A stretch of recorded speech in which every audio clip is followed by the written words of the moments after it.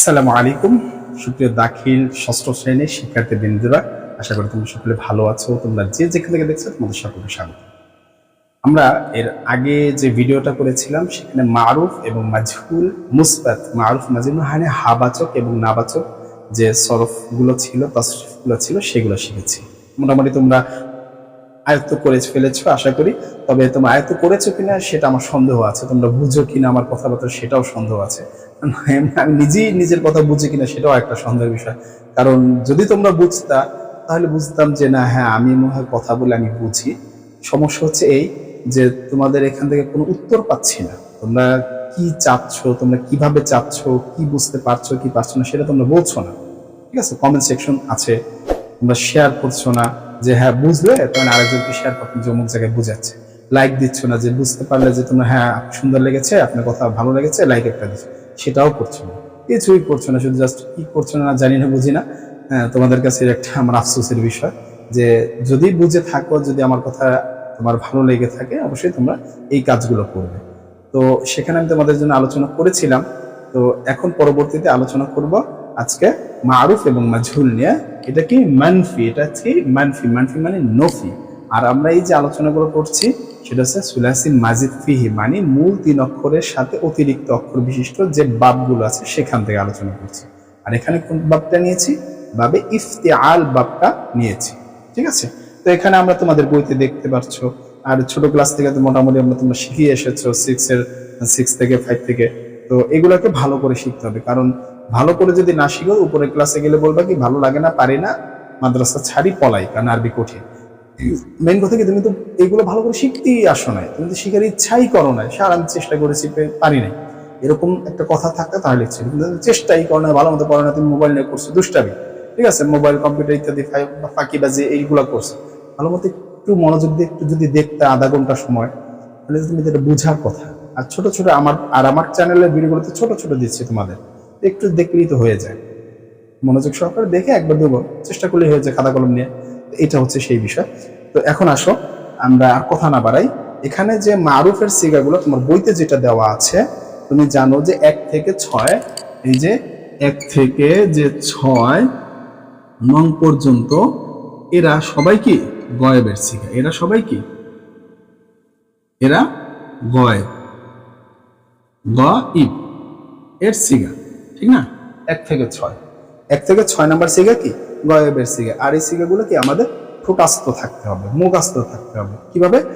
ইজিতানাবা, ইজিতানাবা, হ্যাঁ, ইজিতানাবু, ইজিতানাবাত, ইজিতানাবাতা, ইজতানাবানা, ইজতানাবতা, ইজতানাবানা পর্যন্ত যে গয়েবের সিগা, এই সিগাগুলো দেখি আমাকে শব্দ চিনতে হবে। অর্থাৎ আমরা এতটুকু জানতে হবে এই 6টা সিগার স্ট্রাকচার, এই 6টা সিগার গঠন এরকম। দেখার সাথে সাথে বলে ফেলতে হবে এরা গয়েবের সিগা। 6টা সিগাকে এমন ভাবে শিখতে হবে জানি দেখলেই বলে ফেলতে পারি এরা কি গয়েবের সিগা। এবং এদের কাজের কর্তা কি অনুপস্থিত, এগুলো শিখে এসেছে। ঠিক না, এদের কাজের কর্তা কি অনুপস্থিত। এবং আরো দুটো জিনিস খেয়াল রাখতে হবে, এই 6টা সিগার ভিতরে প্রথম 3টা হচ্ছে পুরুষবাচক। এরা এখানে পুরুষবাচকের একবচন আছে, দ্বিবচন আছে, বহুবচন আছে। শব্দগুলো দেখেই চিনে ফেলতে হবে। এখন ওই যে আমরা শিখেছিলাম একবচন কাকে বলে, দ্বিবচন কাকে বলে, বহুবচন, এগুলো তো আমার শব্দ প্রয়োগের মধ্যে চিনতে হবে। ঠিক না, শব্দে যে দেওয়া আছে সেই শব্দ দেখে চিনে ফেলতে হবে যে এটা এক বচনের শব্দ, এটা দ্বিবচনের শব্দ, এটা বহু বচনের শব্দ। বচন কেন ব্যবহার করতেছে, ওই যে একজনে কাজ করে না, দুইজনে কাজ করে না, বহুজনে কাজ করে, সেটা বুঝার জন্য। ঠিক না, সেইটাই তো বোঝার জন্য কাজ করছে। ঠিক, এটা কি পুরুষ করে না স্ত্রী করে? তাহলে পুরুষের ক্ষেত্রে একরকম, মানে 3টা গয়েবের সিগার দেখতে 3 রকম, আবার স্ত্রীর ক্ষেত্রে 3টা গয়েবের সিগার দেখতে 3 রকম। এই 6টাকে তোমাকে এইভাবে জেনে নিতে হবে। কথাটা একটু মনোযোগ দিয়ে শোনো। তাহলে 1 থেকে 6 পর্যন্ত তোমার হয়ে গেল। এরপরে আমরা মানফি শিখবো। ঠিক না, 2 নম্বরে যদি বলি, এখানে 7 থেকে 12 পর্যন্ত, 7 থেকে 12 পর্যন্ত এরা কি, এরা হচ্ছে হাউজের, এই যে দেখো হাজরের সিগা। ঠিক না, এই 7 থেকে 12 পর্যন্ত এখানে এই 6টাকে তোমাকে ঝাঁঝরা করে ফেলতে হবে। কি ফালতা, যে এরকম বলো না, ইজতানাবাতা, ইজতানাবাতুমা, এইটা মুখস্থ করবো না স্যার, আমরা তো ফালতা শিখলেই হয়ে যায়। দেখো আমরা বলেছিলাম যে তুমি যেগুলো এই ফালতা, ফালতুমা, ফালতুম, ফালতি, ফালতুমা, ফালতুন না, এই যে 6টা শিখেছো, সেগুলো ছিল সুলাসি মুজাররদ। সুলাসি মুজাররদ অর্থাৎ যে শব্দটার মূল অক্ষর ছাড়া আর কোনো অতিরিক্ত অক্ষর নাই, মূল 3 অক্ষর ছাড়া অতিরিক্ত কোনো অক্ষর নাই, সেটাকেই বলা হয় মুজাররদ। স্যার এই তাতু কি? হ্যাঁ, পাল্টা, এই যে তাটা কি অতিরিক্ত না? না, এই তাটা হচ্ছে তোমার এই সিগাকে বচন, লিঙ্গ, ঠিক আছে, এইগুলা চিনতে সহযোগিতা করে। এগুলো অতিরিক্ত না, এইগুলা থাকতেই হবে। এইগুলা মনে করো তার একটা অংশ, অঙ্গ, শরীরের একটা অঙ্গ। মূল শব্দ ফা আইন লাম, তার একটা অঙ্গ হচ্ছে ফালতা। এগুলো তোমার থাকতে হবে, না হয় বচন চিনবে না। সবই যদি ফাআলা ফাআলা, ওই যে ফা আইন লাম হইতো ফাআলা, তাহলে তুমি কোনটা কি সেটাই চিনতে পারতাম না। কোনটা হাজের, কোনটা গয়েব, কোনটা এক বচন, কোনটা দ্বিবচন, এগুলো চেনার কোনো উপায় ছিল না, ছিল না। এই কারণে গ্রামারবিদরা, আরবরা এইভাবে সিস্টেম করে দিয়েছে, ঠিক আছে, যাতে করে তুমি দেখলেই, শব্দটা দেখলেই বলতে পারো এটা এই বচন, এটা পুরুষবাচক, এটা এক বচন, এটা উপস্থিত, ঠিক আছে, এই জিনিসটা। এই কারণে আমরা যেহেতু সুলাসি মাজিদ ফিতে আছি, এই কারণে এই সুলাসি মাজিদ ফিহি ওজনে যেগুলো দেওয়া আছে তোমার বইতে, এগুলাই শিখো, এইগুলাই শিখো। এনাফ এনাফ এনাফ এনাফ, আর লাগবে না, এগুলাই শিখো। তাহলে তুমি দেখবা সামনে কি করতে পারো, অবাক হয়ে যাবা তুমি নিজেও, নিজের প্রতি মানে অদ্ভুত হয়ে যাবে যে আমার পক্ষে কি এত কিছু সম্ভব। হ্যাঁ সম্ভব, তুমি জাস্ট এখানেটাই শিখো, আর কিছু লাগবে না। তো এবার আসো, আমরা এখানে শিখলাম যে এখানে কি বলা আছে সেটা আমরা দেখবো। এরপর একটু শিখি যে 13 থেকে 13, 14, ঠিক আছে। এখানে এরা যারা আছে এরা সবাই কি মুতাকাল্লিম। এরা কি, এরা হচ্ছে কি মুতাকাল্লিম। মুতাকাল্লিম, মুতাকাল্লিম মানে কি? এগুলো তো ছোটবেলা থেকে শিখেছি। মুতাকাল্লিম মানে ফার্স্ট পারসন, তার মানে এটা হচ্ছে কি, এটা হচ্ছে থার্ড পারসন। এটা হচ্ছে কি সেকেন্ড, এটা কি ফার্স্ট। তাহলে গয়েব হচ্ছে থার্ড পারসন, হাজার হচ্ছে সেকেন্ড পারসন এবং মুতাকাল্লিম হচ্ছে কি ফার্স্ট পারসন। তাহলে গয়েবে আছে 6টা সিগা, এর ভিতরে 3টা পুরুষ 3টা স্ত্রী। হাজারে আছে তোমার 6টা সিগা, কি এর ভিতরে 3টা পুরুষ, প্রথম 3টা পুরুষ, দ্বিতীয় 3টা স্ত্রী, এবং 13, 14 এটা পুরুষ স্ত্রী দুটোটা, এবং এটা ফার্স্ট পারসন। এখন হচ্ছে এটা নফি হলো কিভাবে? নফি বলতে কি বুঝাচ্ছেন স্যার, বলতে পারো। এবার আসো নফি, এই যে নফি বলছো বা মানফি বলছো এবং মুতলাকে বলতেছো, ঠিক আছে। এখন মুতলাক বা আইদ করিব, এই যে যত প্রকার পড়েছে সব একই সিস্টেম, আমরা সেগুলো সামনে জানবো, সবই একই সিস্টেম। তাহলে এবার আসো, এটা দিয়ে কি করবা, যে এই যে বলছে ইজতানাবা, ঠিক না, ইজতানাবা, ঠিক না,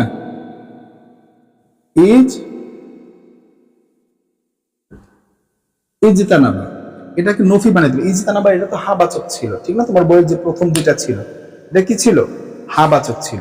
নফি বানাতে হবে স্যার, নফি মানে নাবাচক বানাতে হবে, হাবাচককে নাবাচক বানাতে হবে। স্যার সহজ তো স্যার, শুরুতে মা যোগ করলেই হয়ে যাচ্ছে, ঠিক না। তাহলে কি তোমার বইতে দেখো, তুমি তাকিয়ে দেখো, ইজতানাবা ইজতানাবা ইজতানাবুর সাথে অর্থও পড়তে হবে। অর্থ না পড়লে কিন্তু, তুমি যেহেতু বাঙালি ভাষাভাষী, তোমাকে অর্থ ভালো করে বুঝতে হবে। যেরকম মারুফে আছি আমরা, কোথায় আছি, মারুফে। তাহলে এখানে অর্থটা কিভাবে দিবে, যে মা ইজতানাবা, এখানে বলছে সে বিরত থাকলো। কয়জন, সে কয়জন বুঝাচ্ছে, একজনকে বুঝায় না সে, তাহলে সে একজন বিরত থাকলো না, সে একজন কি বিরত থাকলো না, সে একজন এলো না, সে একজন খেলো না, সে এরকম ইত্যাদি অনেক কিছু হবে না, সেগুলো সামনে আমরা দেখব।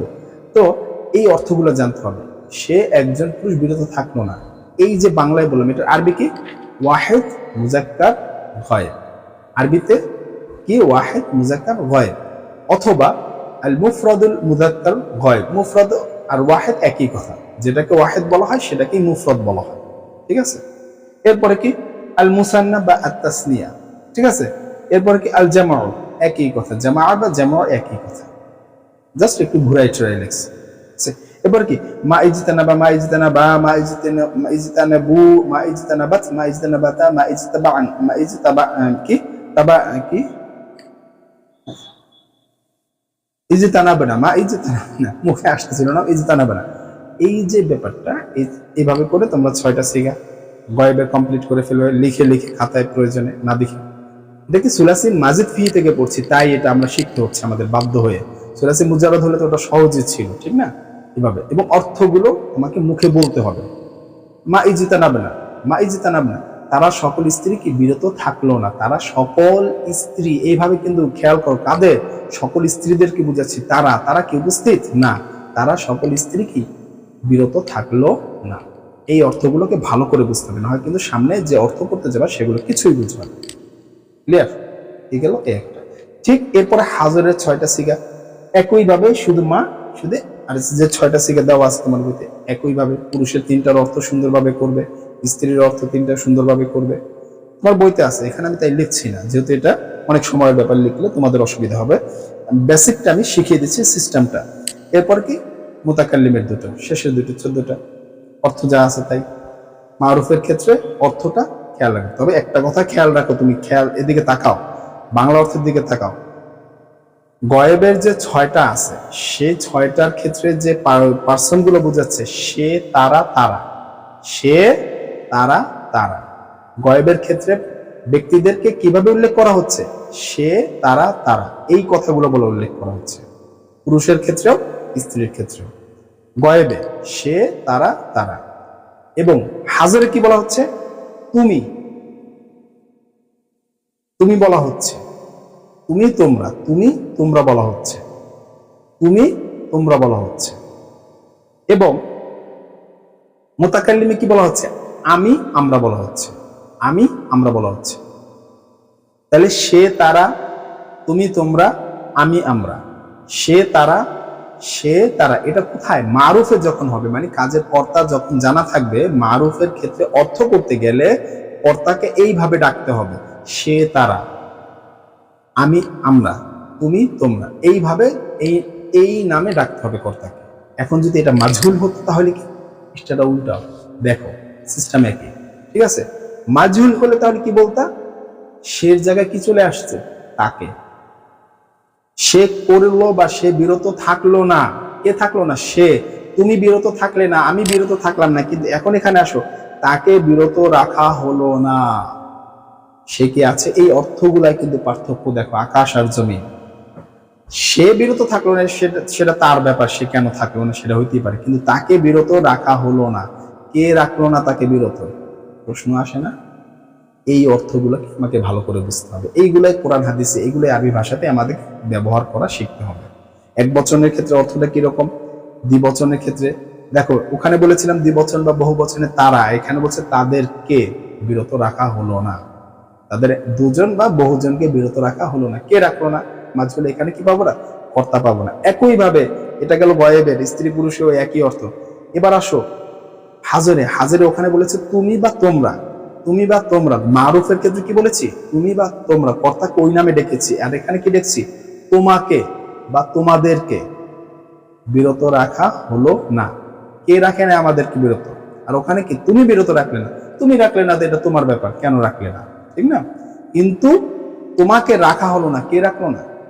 এই অর্থগুলো কিন্তু ভালো করে বুঝতে হবে, পার্থক্য চিনতে হবে, মারুফে কি অর্থ দিতেছে, মাজহুলে কি অর্থ দিতেছে, এবং এখানে যে কর্তা, কর্তাকে কিভাবে ডাকা হইতেছে, মারুফে কিভাবে ডাকা হয়, মাজহুলে কিভাবে ডাকা হয়, বুঝতে পেরেছি।